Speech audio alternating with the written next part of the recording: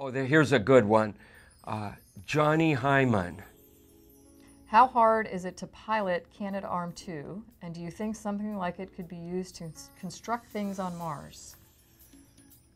Well, we get some really good training, really cool training on flying the Canadarm, and when I talk to kids, I'm always telling them, we have some really neat kind of toys, video game-like facilities and simulators at the Space Center here that we use to train to fly the arm. The big dome that we have, where it's like this mock-up of the cupola, and you're in there with the robotic workstation, which is computers and hand controllers like you would use on your gaming stuff at home. And then above you is this dome, this video screen that looks like it would looking out the windows of the space station. And then we learn to fly those things, and it's a lot like, flying the controllers on a video game. Yeah. However, you're considering some things like a big piece of hardware coming at your space station. And so if you mess up, it's not put a quarter in the slot and hit reset or get a few more game points. But it's beautiful to look out the window now, to not just be looking at a video screen of what you're flying on the end of that arm, but to be able to look out the window and see it crystal clear out there and look for your clearances between things by just floating up and looking over versus having to have 3 computer screens to tell you whether you got space between the hardware that you're flying around. And you caught the first HTV, didn't you? I did. No pressure. No pressure? I mean, no pressure. only the whole state of the Japanese space program was literally in your hands. And it felt good to be able to do that, and it felt good to be done with it too. And what was wonderful about that was this spacecraft, really beautiful spacecraft, HTV, just the colors of it were so impressive to look at as it came towards station. But it operated as it was supposed to. So, we do all this training for stuff going out of control and how are you going to fly the arm to get that. And in your mind, you're thinking, okay, I have to be prepared to do that. And then this spacecraft comes up and places itself at 30 feet from your station and just stays there like it's waiting for you to grab it.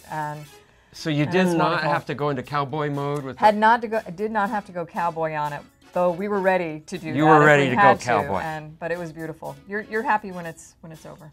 Now, I came back from my first flight after having flown the Canadarm a lot, and I actually went to Canada, to Montreal, to the space agency there, and was giving them a debrief about how the arm worked. And I made the analogy, I said, flying the Canadarm is like flying a fancy backhoe.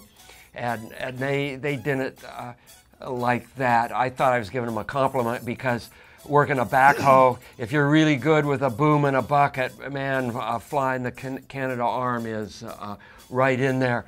And I think it is a tool that or something like it, we will use on Mars to construct things. Yeah, not this specific one because it needs to operate in a weightless environment. But there'll be something like it, maybe more like your backhoe. Andrew Parsons. Is it better now that there are less people on board, or is it harder work? I'm assuming Andrew means last night a Soyuz deorbiter came home with 3 of the crew members. So right now there's only 3 people on space station until what, the end of this week? The 28th, I think. Oh, the 28th. Okay, and then we'll launch a new Soyuz with 3 new crew members and bring the complement back to 6. So right now, for about a 2-week period in between crews, there's only 3 people on station. So what do you think they're doing right now? I think they're wrapping up from the work they did to send their 3 crewmates home, and they're getting ready for the next 3 guys to get there. And station is one of those places that I think, regardless of having 3 crew members or 6 crew members on board, there is a lot of work happening. Yeah. Either way. Agreed. And the ground does a really good job at managing that flow of work for the number of crew members that are on board. And so I know those 3 guys up there are busy at work, and they're doing everything from the science, that goes on every day, to maintaining the station, to getting ready for the next 3 folks to dock. And those kinds of things are going on all the time. It's a hopping place. It is. Matt Milko, any good space pranks while you're up there? You have to be careful doing pranks when you're living off in the frontier like that. You don't just like shout fire because you think it's going to be fun to get everybody out of bed. Yeah. So you have to really be careful with what you do in terms of a prank. Even something as simple as like hiding somebody's spoon. Oh yeah. That's almost a hanging offense too. Even though you're in a place where you can't hang someone, right?